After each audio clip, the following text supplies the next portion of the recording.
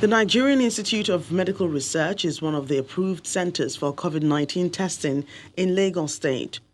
People come here daily to know their COVID-19 status. At the Human Virology Laboratory, there are different sequencing suites for COVID-19 testing, equipped with all the necessary tools.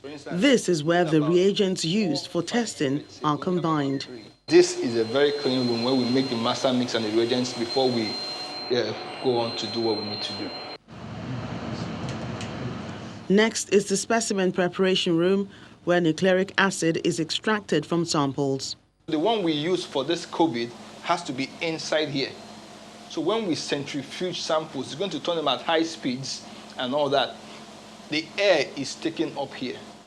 Now, one thing that can really help us here is automated extraction machines. If we are working around about 36 to 48 samples and make it to about 3 hours. But if we have automated machines, these can finish it in about 1 hour something.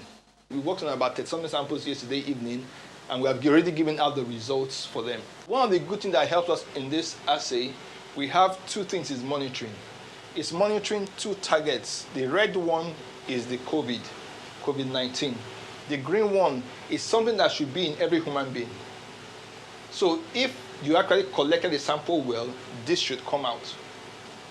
So that when we don't see the COVID, we are sure you collected the sample well, not that you did not collect a sample. So if both of them are flat, that means the sample was wrongly collected and the result is invalid. But if we see the internal one that should be in every human, we are sure that the person does not have COVID. Dr. Toyosi Rahim is a medical laboratory scientist. He says the testing procedure is crucial in confirming a positive status. Before a test is declared positive, it has to be repeated twice. And positive, negative controls have to be put in place.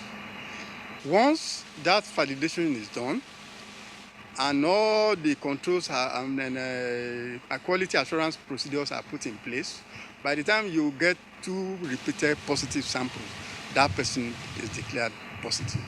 These scientists are in the best position to know that COVID-19 is no respecter of persons and caution on stigmatization. We don't need to be scared of anything. It's either our test comes out negative or positive. If it is positive, it is not a death sentence. Then again, we should not be afraid of stigmatization. I think that is what is actually pushing so many people. Having symptoms is one thing, being asymptomatic is another. But ultimately, getting tested is perhaps the most important process of administering COVID-19 treatment should the tests turn out positive.